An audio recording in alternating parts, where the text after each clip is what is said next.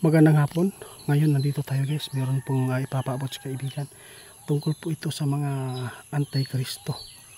Nako po. Kaibigan. Mag-ingat po tayo guys. Meron na nakapasok po dito sa atin. Hindi lang isa. Napakarami na pala. Ngayon, tiningnan po nila ng ating mga kaibigan. Naalala po ba ninyo? Yung may nagmarch sa doon sa Cebu. Hindi po natin alam kasi hindi po nila alam kung ano po talaga ang katotohanan ng kanilang ginagawa po dito sa atin. Meron nakikita si kaibigan guys. Ano po yan kaibigan?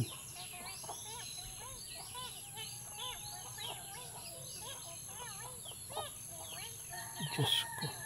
Mag-ingat po kayo sa lahat po na makapanood sa atin. Kung sino man po yung magpunta sa mga kabayan nyo, kung ano man po ang kanilang kailangan po sa inyo, kung ano man po ang kanilang mga offer, kung ano-ano naman ang offer na ikakabuti kunuhay sa inyo ayaw magtuuan Isa na po sila doon sa 666 Anti-Kristo. Paano po? Magbahay-bahay sila kaibigan. Ingat kayo guys sa mga tao na hindi nyo kikilala na bigla na lang sumulpot po sa bahay nyo. Kasi hindi po ninyo alam yan. Na isa na po sila doon sa sinasabing kulto. Patay. Ano po ang magandang gawin po dito kaibigan? Kung mayroon po daw mga offer guys, huwag kayong maniniwala agad Ano po bang hinihingi po nila?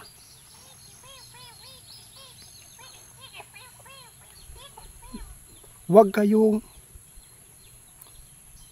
magpa-scan sa mata. Huwag po kayong tatanggap kung ano man po ang ibibigay. Huwag po kayong hindi ko na lang siguro babanggit ito kaibigan. Basta ito lang, bagitin po natin guys. Ayaw dyan mo patupok-tupok guys. Kung meron silang ilalagay sa inyong katawan, huwag po inyong hayaan yan Kasi kapag naisahan kayo, kahit ilang libo pa yan ibibigay sa iyo, ipapakita sa inyo, pain yan. Maibigay nga sa inyo, pero kung makuha na ninyo, tapos wala na. Meron nakapasok sa katawan nyo. Kontrolado na kayo. Ito po ay isang linlang sa tao para mapasunod nila kayo. Marami na po ngayon guys ang mga miyembro nito ngayon. Ito po ang nakita ng ating kaibigan.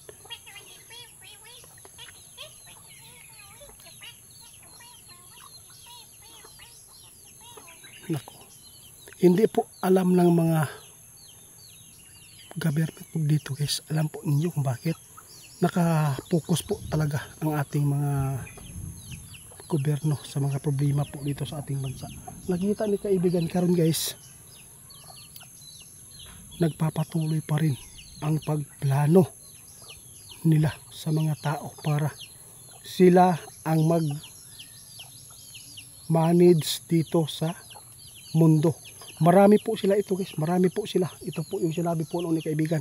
Hindi po ito basta-basta na mga tao, hindi po ito mga mahirap, kundi mga makapangyarihan, mayayaman, mapira. Napakahirap lang po dito kapag ang ating government ay kanilang mahawakan. Posible walang kawalan ang mga tao. Kaya dapat po ngayon, hanggat maaga pa, maipaabot namin at ma-share ninyo, na sana hindi po kayo pwedeng magkampante kung ano man po. Kasi po, sa damihan ng hirap ng tao, sa dami mga nangangailangan ng pagkain, pira, lalo na kung meron silang mga kamag-anak nagkakasakit, alam po natin marami pong mga membro nito. Huwag po natin ipagpalit ang ating kaluluwa dahil lang po sa mga pain ng mga demonyo kaibigan. Ito po talaga ang mangyayari kaibigan. Hindi lang ito ngayon guys na nakakuan kayo, nakapenetrate ba, dili kayo ni na viral ba, dili pa kayo ni. Di ara ninyo maibalaan daw ni guys. Sabi ng ating kaibigan, sa 2026 magaganap po talaga ang problema ng mga tao na maraming makakalaban natin, na dapat naingatan po natin. Maraming buhay po sa 2026 ang mawawala kaibigan.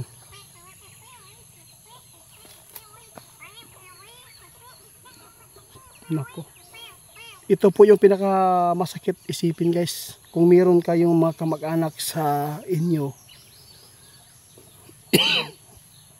na nalagyan ng ganyan, sigurado pahamak talaga. Yun po. Walang kaligtasan ang tao nito guys kung magpapadaig. Kaya sinasabi po doon sa kasulatan na maraming mga tao pa ang pipilian, no? Daghan kaayo. Kunti lang talaga ang mapipili, ang mga tao na gumawa ng kabutihan kung ikumpara ninyo sa gumawa ng gawa ng dyablo. Yun po talaga. Kaya kaibigan, maraming salamat. Kaya ipinapaabot po namin ito guys dahil nakikita ng ating kaibigan para mapaghandaan ninyo. Baka hindi lahat ng pumupunta sa bahay nyo government, hindi lahat ng pumupunta sa inyo maayong tao. Hindi dili tanan ang mag-adto sa inyo na ikakabuti at ikakaginhawa po ng inyong hanap buhay. Hindi. Walang tao na magbibigay po ng ganyan na walang kapalit. Yun po ang tandaan natin. Kapag ang tao na magbibigay po sa inyo ng ganyan, mayroong kapalit. Kaya tandaan natin ang sinasabi ng ating kaibigan na kapasok na talaga.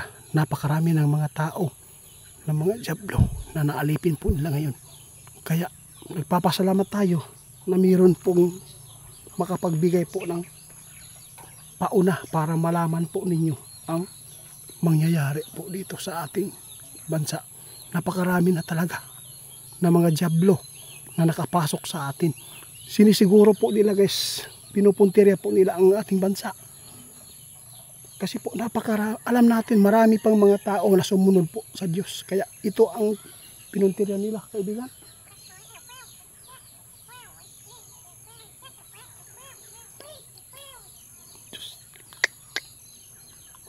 May giingon guys, sa mailad lang.